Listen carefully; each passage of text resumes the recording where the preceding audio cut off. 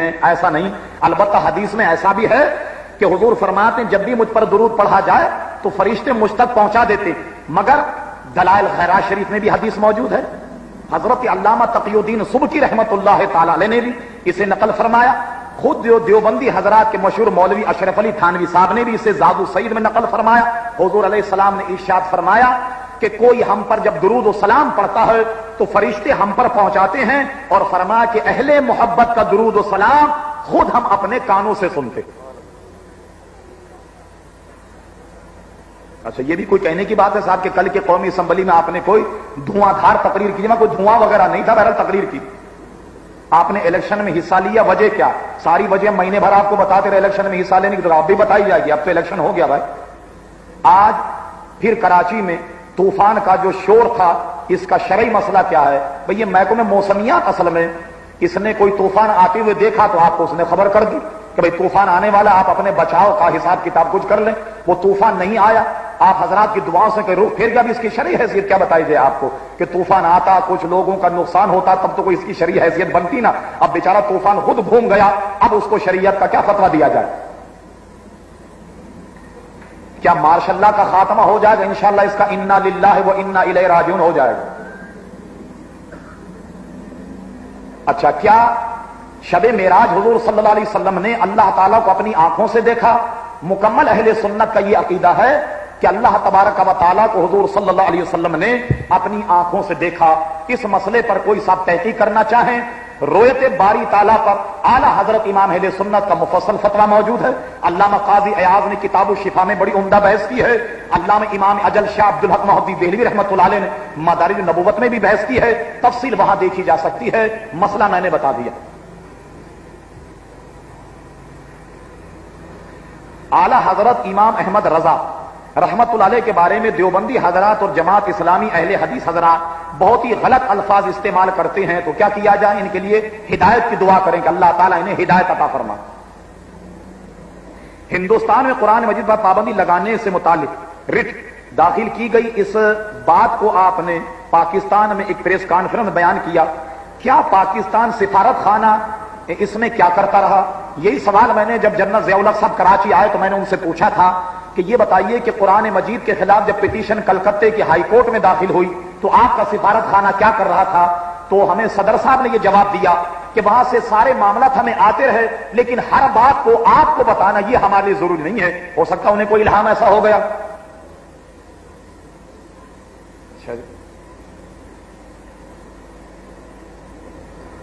اچھا جی، پراپرٹی کے مد میں دلال دونوں فریقوں سے دلالی لیتے ہیں، شرعاً یہ کیسا ہے؟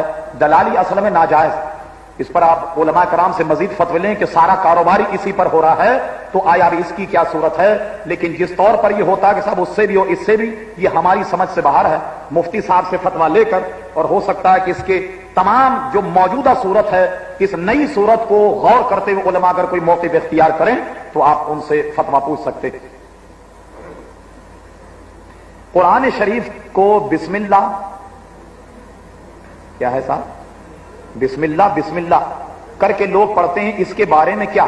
بہت سارے حضرات جو وہ قرآن مجید ساری انگلی پھیرتے ہیں بسم اللہ، تو ایسا نہ پڑھیں، بلکہ اگر آپ گھنٹے یا آدھ گھنٹے اگر آپ کو اسی طرح قرآن کی تلاوت کا شوق ہے کہ خالی بسم اللہ شریف پڑھیں، تو آپ کوئی قرآن کی سورت جو آپ کو یاد ہے آپ بار بار اسے پڑھتے رہیں، وہ بہت بہتر ہے۔ مثلا قل هو اللہ احد، آپ یہ سورت پڑھتے رہیں آدھے گھنٹے تک، اس کا ثواب آپ کو ملے گا، اور یہ صحیح۔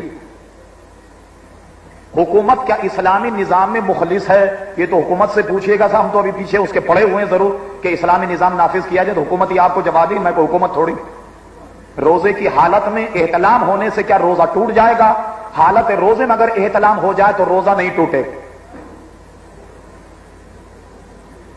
قرآن شریف کے ترجمے الگ الگ مولانا کے ہوتے ہیں، کون سا ترجمہ صحیح ہے؟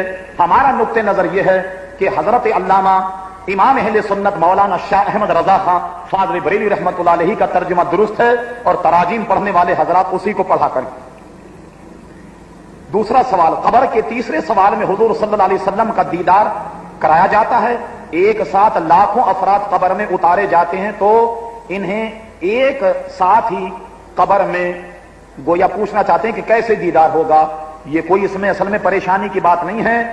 حضور صلی اللہ تعالی علیہ وسلم کو جب گویا جب کسی آدمی کو قبر میں رکھا جاتا تو اس سے تیسرا سوال حضور کو دکھا کر ہوتا کہ بتا ان کے بارے میں کیا کہتا تھا. ما تقول فی حق حاضر رجل, اس آدمی کے بارے میں تو کیا کہتا.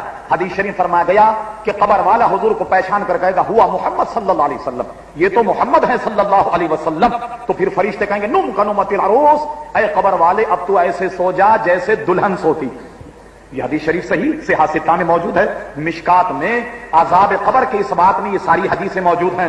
تو آپ کا یہ کہنا کہ ایک وقت میں قبر میں کیسے ہوگا, تو یہ شاید آپ کو سمجھنے میں غلطی ہو گئی. تو یہ بتائیے صاحب, یہ ایک شیطان کتنوں کو پریشان کیے ہوئے, کبھی آپ نے سوچا, کبھی آپ نے سوچا یہ ایک شیطان کتنوں کو پریشان کیے ہوئے ہے.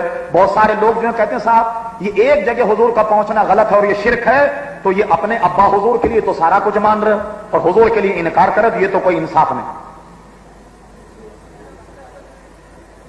اچھا, عوام میں مشہور ہے کہ دوران نماز ایک پیر کا انگوٹھا ہر حال میں زمین پر سختی سے لگا رہنا چاہیے, اگر اس طرح نہ کیا تو نماز ہوگی یا نہیں.